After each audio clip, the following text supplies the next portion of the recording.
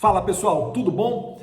Estou aqui para falar um pouquinho com vocês qual é a mais nova estratégia da esquerda para tentar ganhar o debate, seja ele ideológico ou político. Já que eles não conseguem debater de frente com os conservadores, o que eles têm feito? Eles têm tentado destruir sites e blogs de cunho conservador. Então como é que eles estão fazendo isso?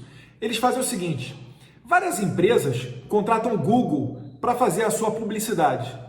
O Google, por sua vez, distribui essa publicidade, essa propaganda, para diversos sites. E às vezes essa publicidade cai em sites conservadores. Então, por exemplo, vamos citar um caso fático, notório que ocorreu aqui no Brasil. O Banco do Brasil contratou o Google e o Google acabou distribuindo a propaganda do Banco do Brasil para o site conservador Jornal da Cidade.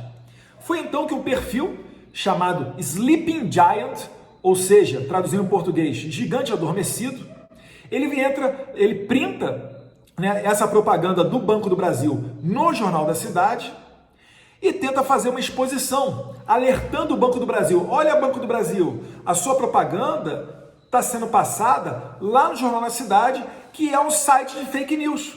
Você concorda com a fake news? E então, toda uma patrulha já pré-ordenada vem atrás, metralhando, pressionando o Banco do Brasil para que ele retire a sua publicidade do Jornal da Cidade. Só que, na verdade, o que está acontecendo? Não é que esse patrulhamento queira acabar com as fake news. Esse patrulhamento quer acabar com todos os sites conservadores. E para fazer isso, tentam constranger os anunciantes, porque eles sabem que os sites conservadores já são muito difíceis de existirem e conseguirem se manter. Então, uma das poucas fontes de renda é exatamente a propaganda vinda aí do Google AdSense. Isso não é novidade. Isso já existe nos Estados Unidos.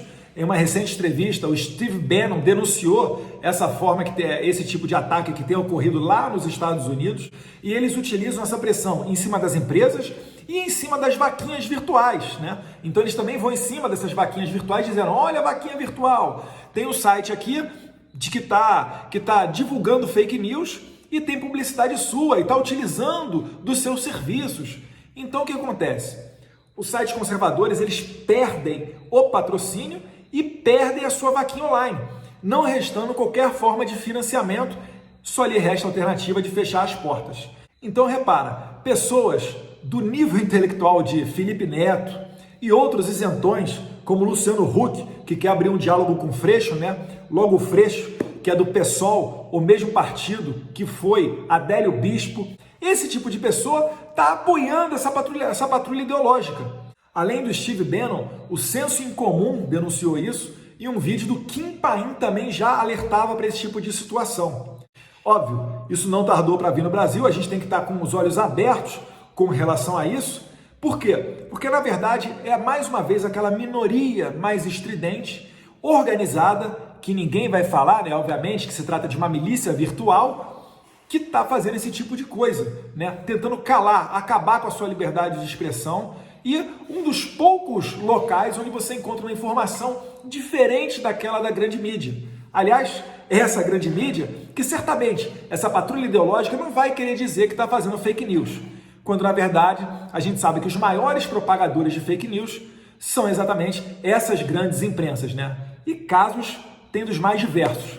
E foi informado de 2 perfis que estão no Twitter para combater essa iniciativa desse Sleeping Giant, sendo que um deles acabou que o Twitter bloqueou a conta dizendo que não compactua com esse tipo de atividade, é contra as suas políticas. Então o recado que fica aqui para o empresariado, primeiro, é que não se curve ao politicamente correto. Os maiores consumidores são exatamente as pessoas que trabalham e têm dinheiro, e não esses desocupados, que até ontem viviam das tetas do Estado. E não é possível a gente admitir no Brasil que uma empresa se sinta constrangida de retirar a sua publicidade com base em um perfil de Twitter anônimo. Isso aí é o fim da picada. Certamente, se essas empresas mantiverem a sua publicidade, pouco se lixando para esse tipo de pressão, nada vai mudar no seu faturamento. E certamente a sociedade já abre os olhos para desmascarar essas pessoas desse patrulhamento ideológico. Agora você entende por que é que na CPMI da fake news estavam pressionando tanto para o Alan dos Santos terça livre para abrir publicamente, quebrar o seu sigilo, para dizer quem é que estava pagando a vaquinha do Terça Livre do Apoia-se?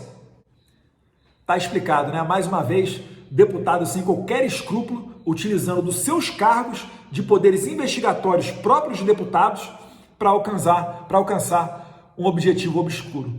Então vamos ficar ligado nesse tipo de estratégia e, se possível, segue lá, ó. O anti-boicote acabou sendo bloqueado no Twitter, mas eu estou seguindo outro perfil chamado Gigantes Reais, que se propõe a combater esse tipo de coisa. Então segue lá o perfil e vamos dar uma resposta para esses canalhas aí, beleza? Um abraço, fique com Deus.